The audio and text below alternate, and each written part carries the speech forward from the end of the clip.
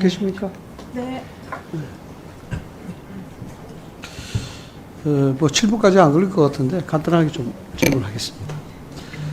조금 전에 뭐 로이터 저널리즘까지 이야기하시고 MBC까지 언급해 주셔서 잘 들었습니다. 그런데 이 표본 오차가 확인되지 않는 뭐 이런 언론 조사에 대한 부분들을 언급하실 필요가 있으신가 싶은 그런 생각이 들고, 그렇습니다.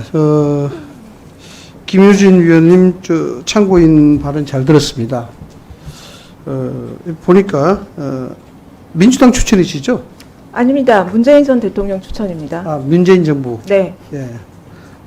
그러니까 추천이 정확하게 문재인 전 대통령 추천입니다. 예, 대통령 추천이시고, 예. 양력을 보니까 민주언론 시민연합 이사, 그다음 민주언론 시민연합 사무처장 하셨는데 이게 어떤 단체입니까? 제가 몰랐어요. 1984년에 해직 언론인들이 세운 언론운동 단체이고요. 언론 민주화를 위해서 싸웠습니다. 예.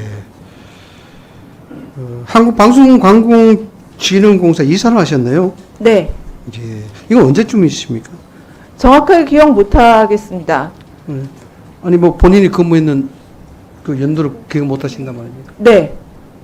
아마 19년부터 21년으로 기억을 합니다. 19년, 제가 워낙 21년. 많은 일을 해와서 예. 코바코에서 언제부터 언제까지인지 늘 기억하고 살지 않습니다. 어쨌든 보면은 뭐 문재인 정부, 그다음 민주당 등등의 관련해서 상당히 좀 친밀한 관계 있으신 건 맞네요.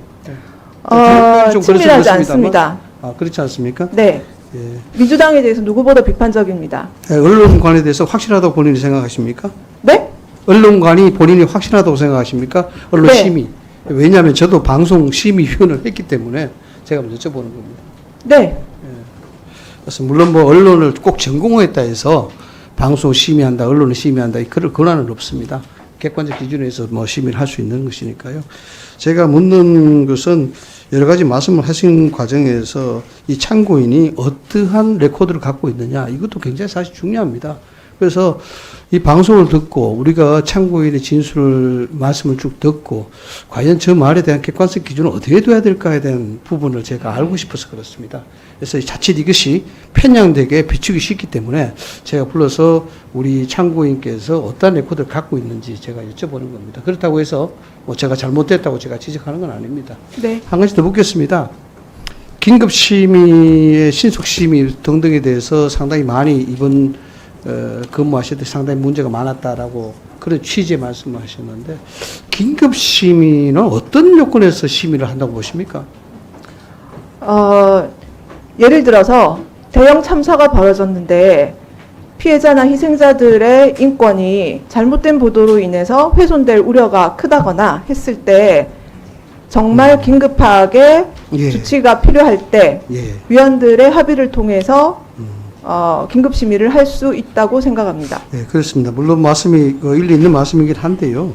긴급심의 신속심의에 대한 요건 규정은 그렇게 정형화되어 있지 않습니다. 어떻게 보냐면요. 인권이라든가 등등의 중대한 참사에 있어서 기준을 둘 수도 있지만 이것이 국민적 정서라든가 또는 객관성을 유지하는 데 있어서 문제가 있다고 생각되면은 그것이 긴급심의 신속심의 사유가 될 수 있는 겁니다. 그래서 편견적으로 보실 필요는 없다는 말씀 제가 지적해 드리고요. 그 해촉 사유가 그 방송심의위원회 설치미 규정 운영에 관한 법률 위반이었습니까? 해촉 사유가 회의 진행 방해와 비밀 유지 의무 위반 두 가지였습니다. 네, 죄송합니다만 회의 방해는 어떤 거였습니까? 저도 모르겠습니다. 아니 뭐 모르는 그런 해촉 사유가 있습니까? 저는 회의 방해를 하지 않았는데 회의 방해라고 했기 때문에 저는 이유를 알 수 없습니다. 글쎄요, 뭐 손바닥이 마주쳐야 박수 난다는 게 세상의 진리인데. 저도 알고 싶습니다. 저의 어떤 행위가 회의 진행 그렇죠. 방해인지. 저도 좀 알고 싶습니다.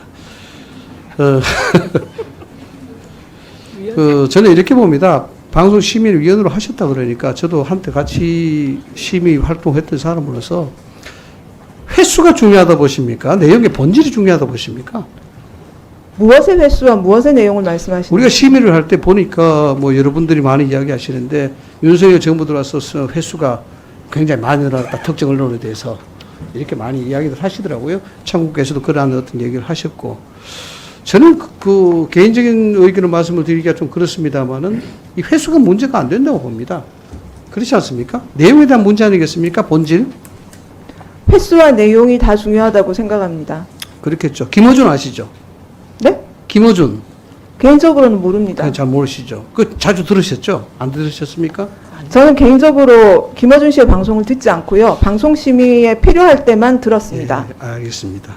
심의의 요건에 좀 부정적인 영향을 미칠 수 있는 그런 보도라든가 이런 거 느끼지 못했습니까? 들으셨다 때?